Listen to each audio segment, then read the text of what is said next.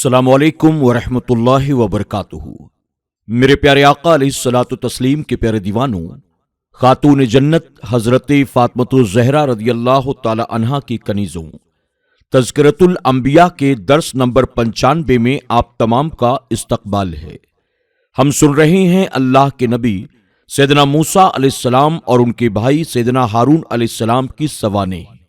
ہم نے کل کے درس میں یہ سنا کہ کس طرح سے بنی اسرائیل نے بار بار اللہ اور اللہ کے نبی سیدنا موسیٰ علیہ السلام کی نافرمانی کی، اللہ رب العزت کے دیے گئے تمام حکموں کے خلاف کام کیا، لیکن اس کے باوجود موسیٰ علیہ السلام کی دعاؤں کی برکت سے اللہ رب العزت نے بنی اسرائیل کو یہ نہ کہ صرف عذاب سے بچائے رکھا، بلکہ اللہ نے ان پر انعام و اکرام کی بارشیں کی، اللہ نے انہیں اپنی نعمتیں عطا کی۔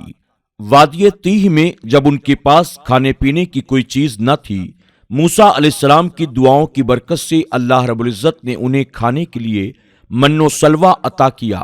اس پر بنی اسرائیل نے موسیٰ علیہ السلام سے عرض کیا کہ اللہ کے نبی، آپ اللہ کی بارگاہ میں دعا کریں کہ وہ ہماری خاطر زمین کے اندر سے کھانے پینے کی چیزیں پیدا کرے، ہم من و سلوہ اب کھانے والے نہیں۔ یعنی ان لوگوں نے اللہ کی اس نعمت پر بیزاری کا اظہار کیا اور کہا کہ زمین سے ہونے والی پیداوار ہمیں چاہیے۔ اللہ رب العزت نے اس پر حکم دیا کہ وہ شہر کی طرف چلے جائیں، ان کی جو مراد ہے وہ وہاں پوری ہو جائے گی۔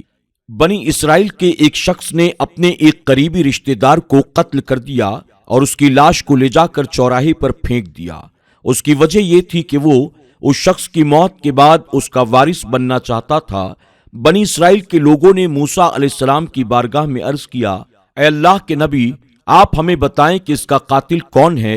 اس پر موسیٰ علیہ السلام نے اللہ کی بارگاہ میں دعا کی۔ اللہ رب العزت نے فرمایا کہ اے موسیٰ، ان سے کہو کہ یہ گائے کو ذبح کریں، پھر اس کے گوشت کے ایک ٹکڑے کو اس مرنے والے کی لاش پر مارا جائے، اس سے وہ خود زندہ ہو کر بیٹھ جائے گا اور اپنے قاتل کا نام بتا دے گا۔ بنی اسرائیل کے لوگوں نے جب یہ سنا تو کہنے لگے، اے موسیٰ، کیا تم ہم سے مذاق کرتے ہو؟ اللہ کے نبی سیدنا موسیٰ علیہ السلام اس بات پر ناراض ہوئے۔ آپ نے فرمایا، کیا میں تمہیں ان لوگوں میں سے نظر آتا ہوں جو مذاق کرتے ہیں؟ یعنی شریعت کے معاملے میں کیا میں تمہارے ساتھ مذاق کروں گا؟ اس کے بعد بنی اسرائیل نے کہا کہ ٹھیک ہے، اگر آپ سچ کہتے ہیں تو آپ اللہ کی بارگاہ میں دعا کریں اور ہمیں بتائیں کہ وہ گائے کیسی ہو۔ موسیٰ علیہ السلام سے وہ بار بار اس گائے کے تعلق سے سوال کرتے رہے، یعنی اس کا جسم کیسا ہو، اس کا رنگ کیسا ہو۔ موسیٰ علیہ السلام اللہ کی بارگاہ میں دعا کرتے اور پھر بنی اسرائیل کے لوگوں کو جواب دیتے رہتے۔ انشاءاللہ آج اس کے آگے کے واقعات کو ہم اور آپ سماعت کریں گے، لیکن آئیے اس سے پہلے حصول برکت کے لیے اللہ کے پیارے محبوب صلی اللہ علیہ وسلم کی بارگاہ میں درود و سلام کا نذرانہ پیش کر لیتے ہیں۔ آپ تمام سے گزارش ہے کہ آپ بھی میرے ساتھ مل کر حضور اکرم صلی اللہ علیہ وسلم کی بارگاہ میں درود شریف پیش کریں۔ الصلاۃ والسلام علیک یا رسول اللہ، الصلاۃ والسلام علیک یا حبیب اللہ، الصلاۃ والسلام علیک یا نبی اللہ، وعلی آلک واصحابک یا نور اللہ، صلی اللہ تعالی علیہ وسلم۔ بہت بھاری قیمت سے گائے حاصل کی۔ اس وقت عام طور پر گائے کی قیمت 3 دینار تک ہوتی تھی، لیکن انہوں نے سوال کر کے اپنے لیے اتنی مشکل پیدا کر دی کہ تمام اوصاف کسی گائے میں بیک وقت پایا جانا دشوار نظر آیا۔ آخر کار تلاش کرتے کرتے انہیں ایک بیوہ اور اس کے یتیم بچے کے پاس ایسی گائے نظر آئی جس میں بیان کردہ سبھی اوصاف موجود تھے۔ بوڑھی نہیں تھی اور بچڑی نہیں تھی، بلکہ درمیان عمر کی تھی۔ زرد رنگ تھا، دیکھنے والوں کو خوش کرتا تھا۔ زمین میں اس نے ہل نہیں چلایا تھا اور نہ ہی کھیتی کو سیراب کیا تھا۔ اس میں کوئی عیب اور داغ دھبا نہیں تھا، کیونکہ اس یتیم کے بوڑھے نیک اور پرہیزگار باپ نے اپنی اس بچڑی کو جنگل میں چھوڑ کر اللہ تعالیٰ کے حفاظت میں دے دیا تھا کہ میرا بچہ کچھ بڑا اور سمجھدار ہو کر اسے لے جائے گا۔ وہ بچہ بھی والدین کا فرمانبردار تھا۔ اپنے باپ کی وفات کے کچھ عرصے کے بعد وہ اپنی گائے جنگل سے لے آیا تھا۔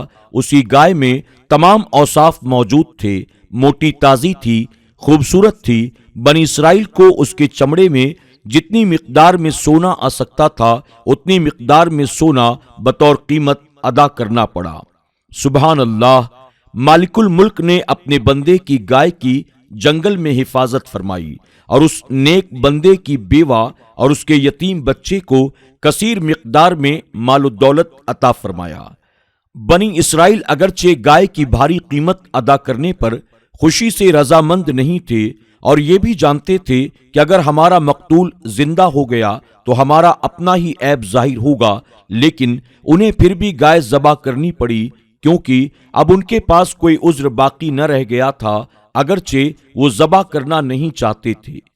گائے کے ذبح کرنے میں حکمت ایک وجہ تو یہی تھی کہ اس نیک آدمی کے یتیم بچے اور اس شخص کی بیوہ کو کثیر مال عطا کرنا تھا، اس لیے گائے ذبح کرنے کا حکم دیا اور بنی اسرائیل کے ذہنوں میں یہ بات ڈال دی کہ وہ سوال کرتے ہیں، اس طرح وہ گائے کہیں اور نہ مل سکی۔ دوسری وجہ یہ تھی کہ گائے کی قربانی کا طریقہ پہلے سے چلا آ رہا تھا اور وہ لوگ گائے کی قربانی کو عظیم سمجھتے تھے، اس لیے انہیں گائے ذبح کرنے کا حکم دیا گیا تاکہ ان کے ذہن اسے قبول کر لیں کہ گائے کی قربانی میں یہ اثر ہوگا مقتول کو زندہ کرنے کا، اور یہ عجیب انداز بیان کر کے واضح کیا کہ اللہ تعالی جیسے چاہے مردے کو زندہ کرتا ہے، نیز یہ کام ان کے اپنے ہاتھوں سے کرایا تاکہ موسیٰ علیہ السلام پر وہ جادوگری کا الزام عائد نہ کر سکیں۔ قوم موسیٰ علیہ السلام میں قارون۔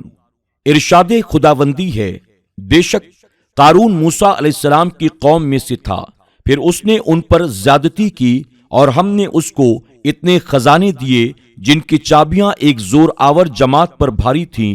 جب اس سے اس کی قوم نے کہا اترا نہیں، بے شک اللہ تعالیٰ اترانے والوں کو دوست نہیں رکھتا، اور جو مال تجھے اللہ تعالیٰ نے دیا ہے اس سے آخرت کا گھر طلب کر اور دنیا میں اپنا حصہ نہ بھول اور احسان کر جیسا اللہ تعالیٰ نے تجھ پر احسان کیا ہے، اور زمین میں فساد نہ چاہ، بے شک اللہ تعالیٰ فسادیوں کو دوست نہیں رکھتا۔ بولا یہ تو مجھے ایک علم سے ملا ہے جو میرے پاس ہے، اور کیا اسے یہ نہیں معلوم کہ اللہ تعالیٰ نے اس سے پہلے وہ سنگتیں ہلاک فرما دیں جن کی قوتیں اس سے سخت تھیں اور جماعتیں اس سے زیادہ۔ اللہ تعالیٰ خود ہی جانتا ہے، اور مجرموں سے ان کے گناہوں کے بارے میں نہیں پوچھا جائے گا کہ تمہارا مال کہاں ہے، تمہاری زیادتیاں کہاں ہیں۔ تو اپنی قوم پر نکلا اپنی آرائش میں، بولے وہ جو دنیا کی زندگی چاہتے ہیں کسی طرح ہم کو بھی ایسا ملتا جیسا قارون کو ملا، بے شک اس کا بڑا نصیب ہے۔ اور بولے جنہیں علم دیا گیا خرابی ہو تمہاری، اللہ تعالیٰ کا ثواب بہتر ہے اس کے لیے جو ایمان لائے اور اچھے کام کرے، اور یہ انہی کو ملتا ہے جو صبر والے ہیں۔ تو ہم نے اسے اس کے گھر کو زمین میں دھنسا دیا، تو اس کے پاس کوئی جماعت نہ تھی کہ اللہ تعالیٰ سے بچانے میں اس کی مدد کرتی، اور نہ وہ بدلہ لے سکا۔ اور کل جس نے اس مرتبے کی آرزو کی تھی، صبح کہنے لگے عجیب بات ہے، اللہ تعالیٰ رزق وسیع کرتا ہے اپنے بندوں میں جس کے لیے وہ چاہے، اور تنگی فرماتا ہے۔ اگر اللہ تعالیٰ ہم پر احسان نہ کرتا تو ہمیں بھی دھسا دیتا اس عذاب میں، کافروں کا بھلا نہیں۔ قارون حضرت موسیٰ علیہ السلام کا قریبی رشتہ دار تھا۔ زیادہ مشہور یہ ہے کہ وہ آپ کا چچا زاد بھائی تھا، بعض حضرات نے اسے آپ کا خالہ زاد بھائی کہا ہے۔ اس نے موسیٰ علیہ السلام اور ہارون علیہ السلام کی نبوت پر حسد کرتے ہوئے منافقت اختیار کر لی تھی۔ آپ کی قوم میں سامری منافق تھا۔ قارون خوبصورت ہونے کی وجہ سے منور کہلاتا تھا اور تورات کا بھی بہت بڑا قاری تھا، لیکن نبی کا گستاخ ہونے کی وجہ سے ذلیل ہوا۔ وہ بہت بڑا مالدار تھا، 10 آدمیوں کی جماعت اس کے مال کو شمار نہیں کر سکتی تھی، یا یہ لوگ اس کے خزانوں کو اٹھا نہیں سکتے تھے۔ حضرت ابن عباس رضی اللہ تعالی عنہ اور حضرت حسن رضی اللہ تعالی عنہ کا مختار مسلک یہ ہے کہ مفاتح سے مراد مال لیا جائے، یعنی اس کے مال کو 10 آدمی نہیں اٹھا سکتے تھے۔ اسبا اور اصابہ بڑی جماعت کو کہتے ہیں۔ 10 کی تعداد پر اسبا بولا جاتا ہے کیونکہ یوسف علیہ السلام کے بھائیوں نے کہا تھا ہم ایک جماعت ہیں، یہ کہنے والے 10 کی تعداد میں تھے۔ جس روایت میں یہ ذکر ہے کہ قارون کے خزانوں کی چابیاں 60 سواریوں کا بوجھ تھا، اس کا ذکر قرآن میں نہیں، لہذا اس روایت کو قبول نہیں کیا جائے گا۔ قارون اپنی مالداری کی وجہ سے اپنی قوم کے غربا کو گھٹیا سمجھتا تھا، ان کے ایمان کا کچھ پاس نہ کرتا۔ اپنے کثرت مال کی وجہ سے اس کے دل میں ان کی کوئی عظمت نہ تھی۔ مصر میں رہنے کے دوران بھی فرعون کا ایجنٹ تھا، اس لیے وہاں بھی بنی اسرائیل پر مظالم ڈھاتا رہتا تھا اور اپنے تکبرانہ انداز سے بھی ان پر غصے کا اظہار کرتا رہتا تھا۔ اس کی قوم نے اسے کہا تم اپنے کثیر مال کی وجہ سے اتراؤ نہیں، اللہ تعالیٰ اترانے والوں کو پسند نہیں کرتا۔ اللہ تعالیٰ کی نعمتوں کا شکر ادا کرو، اللہ تعالیٰ کی راہ میں مال خرچ کرو تو اللہ تعالیٰ اپنے وعدے کے مطابق تمہیں مزید نعمتیں عطا کرے گا، کیونکہ اس کا وعدہ ہے اگر تم شکریہ ادا کرو گے میں تمہیں مزید نعمتیں دوں گا۔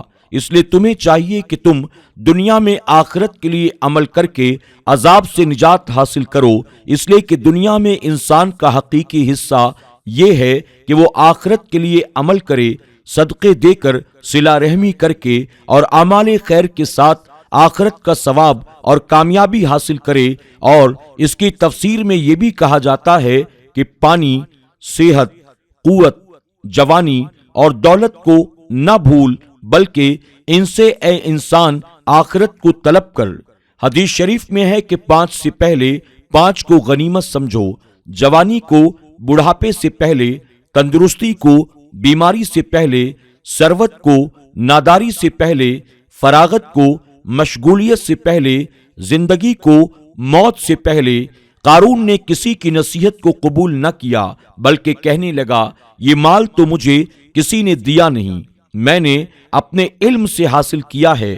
علم سے مراد تورات کا علم یا کیمیا گری جو اس نے حضرت موسیٰ علیہ السلام سے حاصل کیا تھا، اس کے ذریعے کلئی کو چاندی اور تانبے کو سونا بنا لیتا تھا، یا علم تجارت یا علم زراعت یا اور پیشوں کا علم۔ جب وہ زرق برق لباس زیب تن کیے ہوئے شاندار سواری پر سوار ہو کر شاہانہ انداز پر نکلتا تو اسے دیکھ کر دنیا دار لوگوں کا جی للچاتا، دل میں حسرت پیدا ہوتی۔ وہ کہتے کتنا خوش نصیب ہے یہ قارون، کاش ہمیں بھی اس جیسا مال و دولت اور امیرانہ ٹھاٹ باٹ میسر ہوتا۔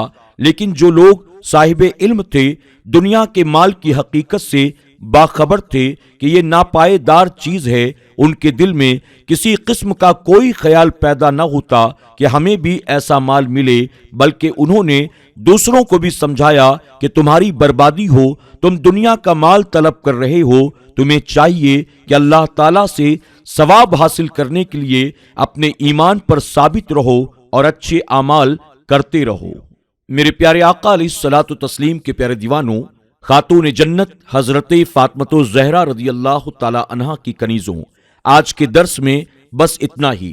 انشاءاللہ کل کے درس میں ہم اور آپ سنیں گے آخر قارون کو اللہ رب العزت نے کس گناہ کی وجہ سے اپنے عذاب میں مبتلا کیا اور قارون پر کس طرح کا عذاب مسلط کیا گیا۔ آپ تمام سے گزارش ہے کہ اسی ذوق و شوق و محبت کے ساتھ روزانہ پابندی سے اس درس کو سنتے رہیں، لائک بھی کریں، اپنے دوست احباب کے ساتھ شیئر بھی کریں اور کمنٹ باکس میں جا کر نیکی حاصل کرنے کی نیت سے ایک مرتبہ سبحان اللہ ضرور لکھیں۔ اگر آپ نے SDI آڈیو چینل کو اب تک سبسکرائب نہیں کیا ہے تو ابھی سبسکرائب کر لیں اور آئندہ آنے والے تمام نئے درس کی نوٹیفیکیشن کے لیے بیل آئیکن کو کلک کرنا نہ بھولیں۔ انشاءاللہ زندگی رہی تو کل پھر ہماری اور آپ کی درس کے ذریعے ملاقات ہوگی۔ تب تک کے لیے اجازت دیں، اپنا اور اپنوں کا خوب خیال رکھیں۔ السلام علیکم ورحمۃ اللہ وبرکاتہ۔